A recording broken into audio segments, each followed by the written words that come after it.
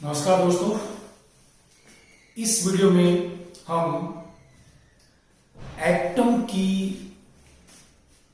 अंदर इलेक्ट्रॉन की एनर्जी या मॉलिक्यूल के अंदर इलेक्ट्रॉन की एनर्जी, दूसरा आयनस एनर्जी, ठीक है, इन दो विषयों के बारे में बात करेंगे।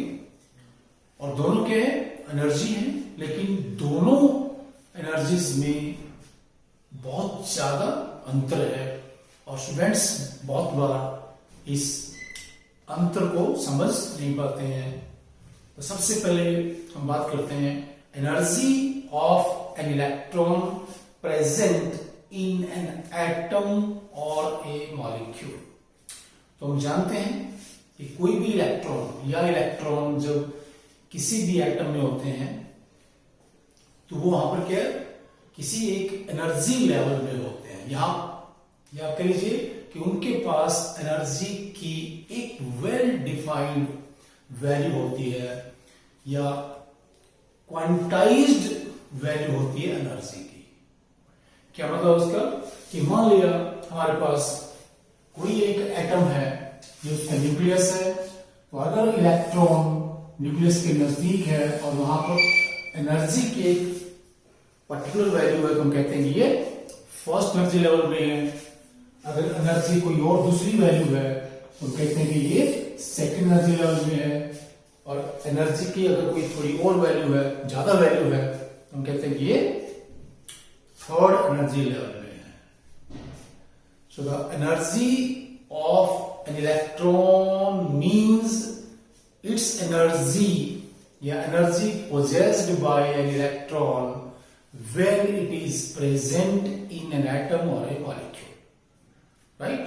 And this energy is made up of basically potential energy and kinetic energy. Potential energy means its relative energy as compared to nucleus. कि ये दो बॉडीज हैं, न्यूक्लियस एंड इलेक्ट्रॉन। तो किसी भी पार्टिकल की दूसरे पार्टिकल के कंपैरिजन में जो पोजीशन होती है उस पोजीशन की वजह से उसमें कुछ एनर्जी होती है, राइट। दूसरा इलेक्ट्रॉन न्यूक्लियस के इर्द गिर्द हम जानते हैं वेव लाइक पाथ में चलता है, तो उसकी काइनेटिक एनर्जी है। और एनर्जी का जो यहां पर यूनिट होता है दैट इज इलेक्ट्रॉन वोल्ट। अब किसी भी एटम में प्रेजेंट इलेक्ट्रॉन की एनर्जी की वैल्यू नेगेटिव क्यों होती है, this is very very important. यहां पर देखिए कि अगर हम आपका ये प्रोटॉन है या न्यूक्लियस है एच एटम का, और यहां पर ये देखिए कि एक इलेक्ट्रॉन है जो कितनी दूरी पर, यहां पर it is present at infinity, then these two particles are independent of each other. कि जब ये दूसरे से बिल्कुल अलग हैं, इनका एक दूसरे पे कोई कंट्रोल नहीं है, कोई प्रभाव नहीं है। तो यहां पर जो इलेक्ट्रॉन है इसके पास एनर्जी की एक वैल्यू है, कोई वैल्यू होगी, उसका इस प्रोटॉन से या न्यूक्लियस से कोई ताल्लुकात नहीं है। फिर क्या करते हैं कि इस एनर्जी को सिंपल रखने के लिए हम इस एनर्जी को यहां पर जीरो मान लेते हैं कि when electron is present outside the atom its energy is taken as zero. फिर क्या बोलेंगे कि इस इलेक्ट्रॉन को हम ड्रैग करके कहां पर लाते हैं, एटम के अंदर लाते हैं। So we bring the electron in the atom so that it is there in the atom. और ऐसा करने के लिए हमें कुछ काम करना पड़ेगा, we have to consume energy. हमें एनर्जी कम खर्च करनी पड़ती है, इसीलिए यहां पर जो इलेक्ट्रॉन है उसकी एनर्जी नेगेटिव हो जाती है। जैसे देखिए प्लीज कि it is a diagram showing the energy of electron present in H atom. जब ये इसके बाहर है यहां पर when R is infinity its energy is zero. फिर क्या है, तो इस इलेक्ट्रॉन को हम ड्रैग करके या एनर्जी लगा करके कंज्यूम करके धीरे धीरे न्यूक्लियस के नजदीक लाते हैं। और यहां पर आकर क्या है, ये न्यूक्लियस के सबसे नजदीक है, यहां पर इससे ज्यादा नजदीक हम इसको न्यूक्लियस के नहीं ला सकते। उससे क्या होगा सिस्टम विल बी अनस्टेबल, या एटम क्या है, स्टेबल नहीं रहेगा। तो ये हमारे पास क्या है, यहां पर क्या है, N1 means the electron is in the first energy level, which is the closest distance of the electron from the nucleus। यहां पर क्या, ये सबसे नजदीक ये दूरी है, और यहां पर जो हमारा इलेक्ट्रॉन है इसकी एनर्जी क्या है, ये -13.6 इलेक्ट्रॉन वोल्ट है। कितनी है ये, -13.6 इलेक्ट्रॉन वोल्ट। तो इसी तरह से हमारे पास किन्हीं भी दूसरे एटम्स में, ये पर्टिकुलरली जो हमारे पास formula En, energy of electron present in any energy level, N means energy level 1 2 3 4 5 6 is equal to this. हमने कहा कि अगर ये हाइड्रोजन है तो Z1 है, N भी 1 है, तो एनर्जी कितनी आ जाएगी, 13.6 इलेक्ट्रॉन वोल्ट।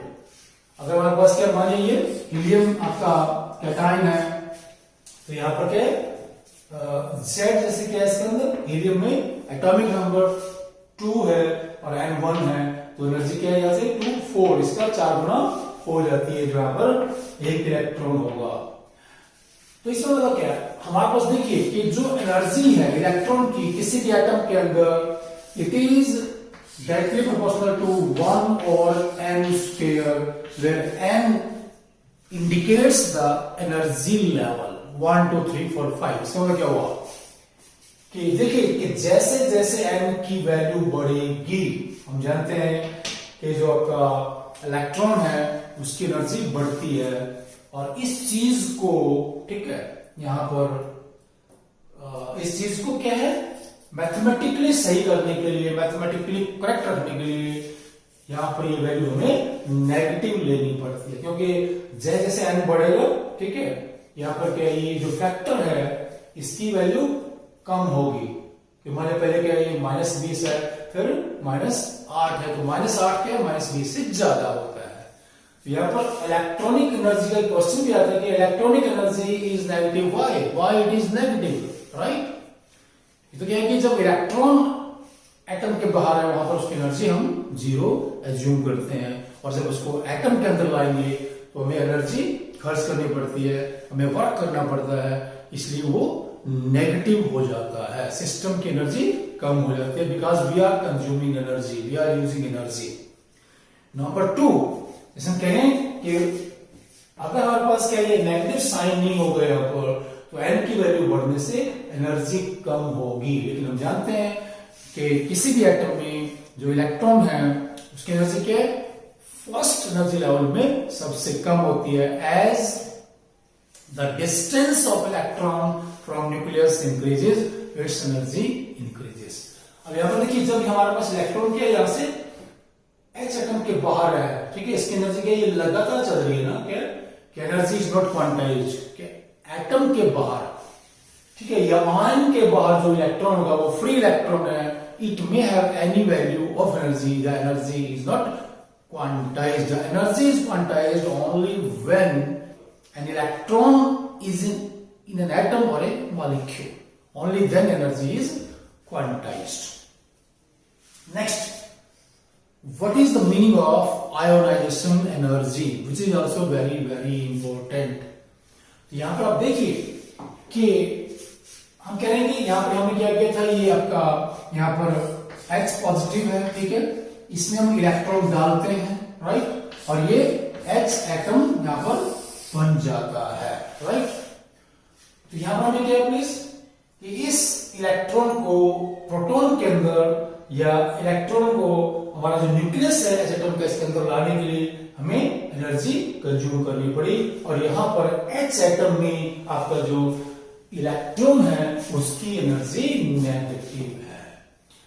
लेकिन जो हमारे पास आयनाइजेशन एनर्जी है, जिसे हम आयनाइजेशन एंथैल्पी भी कहते हैं, ठीक है, या आयनाइजेशन एंथैल्पी चेंज होगा एक्चुअली वो, that is delta X, enthalpy change of ionisation और एंथैल्पी ऑफ आयनाइजेशन, ये डेल्टा H होता है, जिसे हम अक्सर क्या बोलते हैं, आयोनाइजेशन एनर्जी ही कहते हैं, वहां पर हम आयनाइजेशन एंथैल्पी बहुत कम उसको बोलते हैं, बट ये है क्या।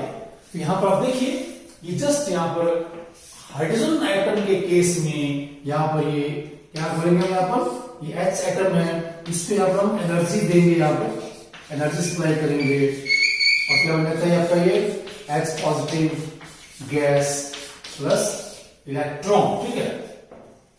तो H एटम जो कि अकेला है, it is in isolation, it is in gases state. There are two conditions कि when we remove an electron from an atom, it must be in isolation and must be in gaseous state।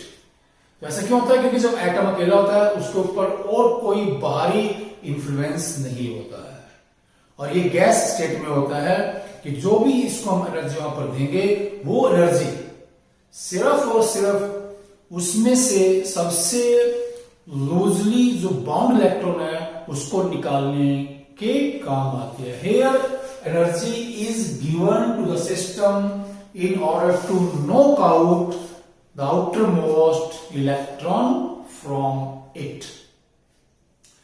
Hydrogen में क्या है कि जितनी energy यहां पर हमने क्या है इलेक्ट्रॉन डालने में यहां पर हमने क्या है जैसे कंज्यूम की थी, और दूसरा क्या है फिर इसमें से इलेक्ट्रॉन निकालने में भी उतनी ही एनर्जी लगती है। It is true only in case of hydrogen atom. लेकिन बाकी के जो एटम्स हैं या कह जो मल्टी इलेक्ट्रॉन सिस्टम्स हैं, उनमें ये चीज क्या है सही नहीं है। वहां पर क्या है इलेक्ट्रॉन की एनर्जी अलग है, ठीक है, अलग अलग इलेक्ट्रॉन्स की, लेकिन उनको बाहर निकालने के लिए जो एनर्जी हम देंगे या जो आयरन एनर्जी है उसकी वैल्यू डिफरेंट आती है। For example let's consider helium atom. अगर हम यहां पर क्या हीलियम एटम की बात करते हैं, Let's say this helium atom He या helium atom है, its electronic configuration is 1s2, right? इसमें ये दो इलेक्ट्रॉन है, ठीक है, दोनों के फर्स्ट एनर्जी लेवल में है और दोनों की जो एनर्जी है वो बराबर है, ठीक है।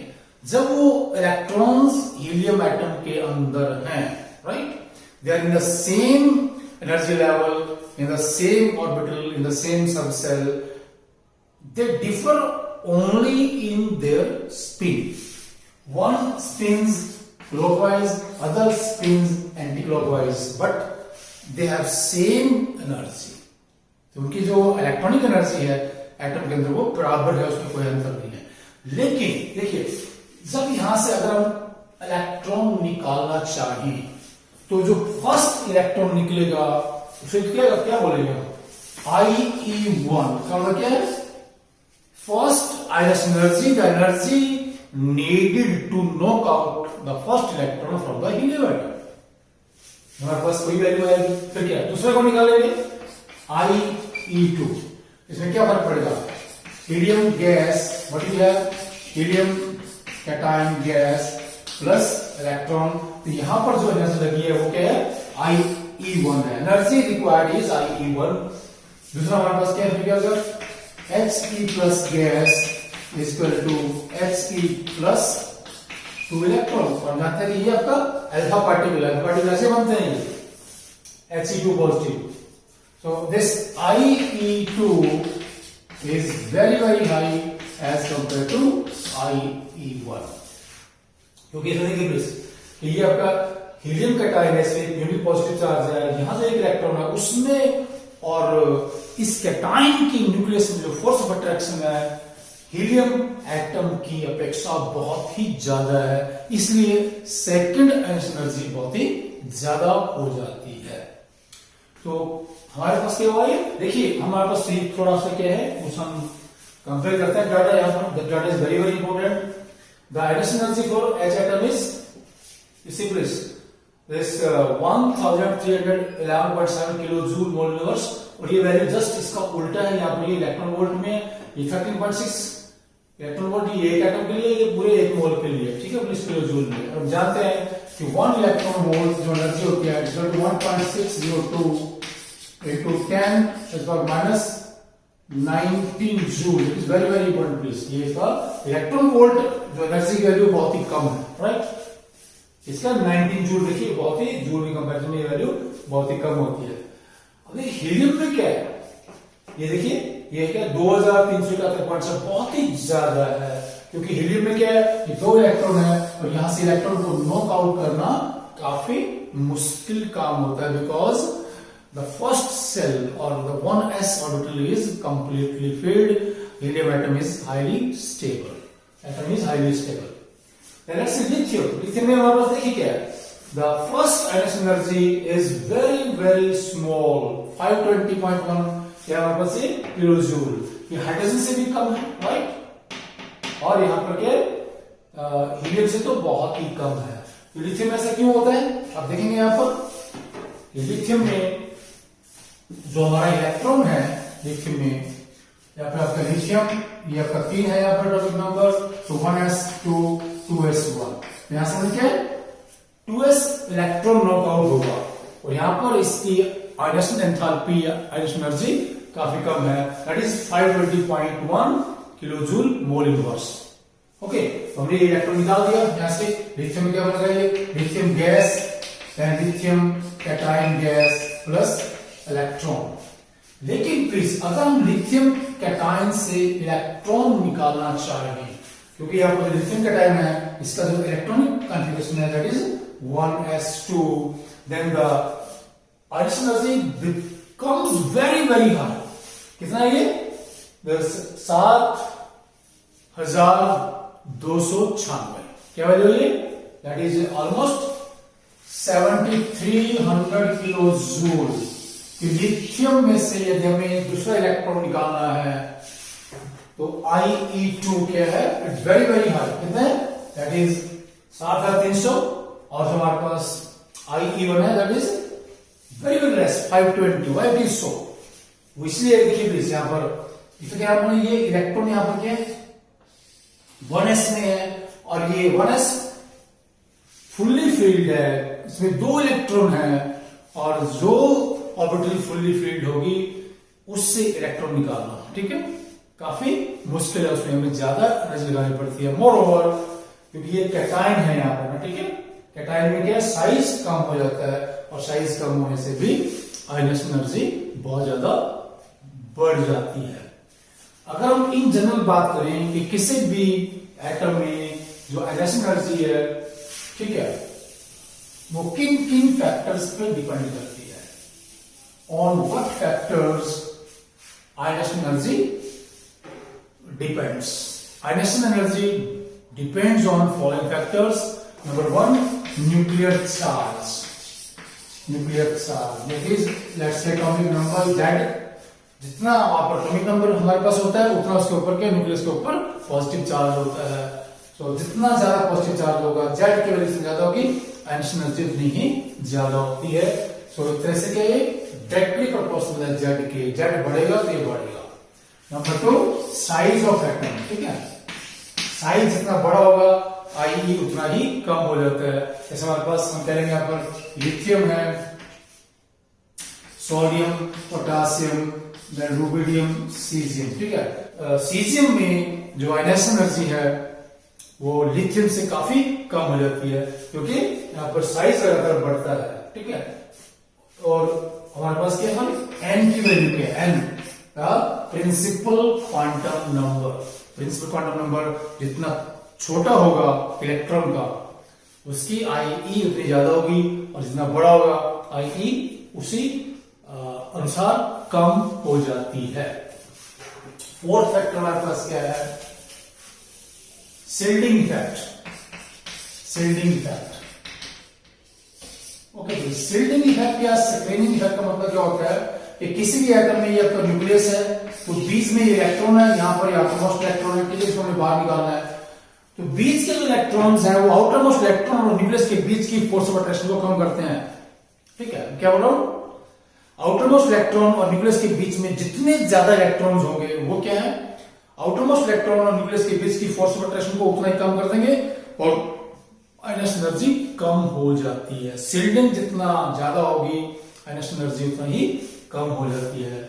शिल्डिंग के बाद हमारे पास क्या है कि कौन सा इलेक्ट्रॉन निकालना है, S निकालना है, P निकालना है, D निकालना है या F निकालना है. ठीक है, किसी भी एक एनर्जी लेवल में, ठीक है, S को निकालने में ज्यादा एनर्जी चाहिए as compare to P. P को निकालने में क्या ज्यादा नहीं चाहिए as compare to D and so on, ठीक है। तो यहां से क्या है कि मान लिया हमारे पास क्या है, किसी एटम में से इलेक्ट्रॉन कहां पर है, 4s है, तो आई ई ज्यादा होगा, अगर वो 4p में है थोड़ा कम हो जाएगा, फिर 4d में थोड़ा कम हो जाएगा, 4f में थोड़ा और कम हो जाता है। इलेक्ट्रॉन को निकाला, इन विच सबसेल इलेक्ट्रॉन इज, किस सबसेल में इलेक्ट्रॉन है, वो चीज भी आइनेशन एनर्जी की वैल्यू को निर्धारित करती है। फिर जो छठा हमारे पास एक फैक्टर है कि जहां से इलेक्ट्रॉन निकालना है आउटर मोस्ट सेल या वैलेंस सेल, कि उसमें इलेक्ट्रॉन का अरेंजमेंट क्या है। जैसे आप यहां पर देखिए प्लीज, इलेक्ट्रॉन का अरेंजमेंट क्या है, थोड़ा सा हम बात करेंगे यहाँ पर। ये हमारे पास नाइट्रोजन है, राइट, ऑक्सीजन है, ये क्या है 1s2 2s2 then 2px1 2py1 2pz1, और जो ऑक्सीजन हमारे पास क्या है, ऑक्सीजन जो है 1s2 2s2 2px2 2py1 2pz1। ये दो हमारे पास बहुत ही कॉमन एटम्स हैं, नाइट्रोजन ऑक्सीजन।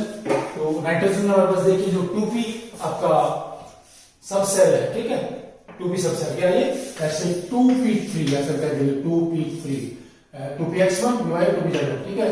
तीसरा हमारे पास क्या ये 2p4 है यहाँ पर ना, यहाँ पर इसमें ऑक्सीजन में, तो 2p subshell is half filled, यहाँ पर क्या हाफ फिल्ड नहीं है, ये ऑक्सीजन क्या है, इस एक इलेक्ट्रॉन को लूज करना चाहता है, ताकि ये क्या है, एक इलेक्ट्रॉन लूज करने के बाद क्या है, ये 2p3 हो जाए ऐसे ना, आफ्टर लूजिंग वन इलेक्ट्रॉन, ठीक है, there will be 3 electrons in the 2p subshell of oxygen. It means oxygen has more tendency to lose one electron as compared to nitrogen. That is why oxygen के case में क्या है, first आइनेशन energy nitrogen से कम होती है। तो outer most subshell का जो इलेक्ट्रॉनिक कॉन्फ़िगरेशन है, ठीक है, या आउटर मोस्ट सेल में इलेक्ट्रॉन्स का अरेंजमेंट भी आइनेशन एनर्जी की वैल्यू को डिसाइड करता है। So these are the factors which decide the ionisation energy.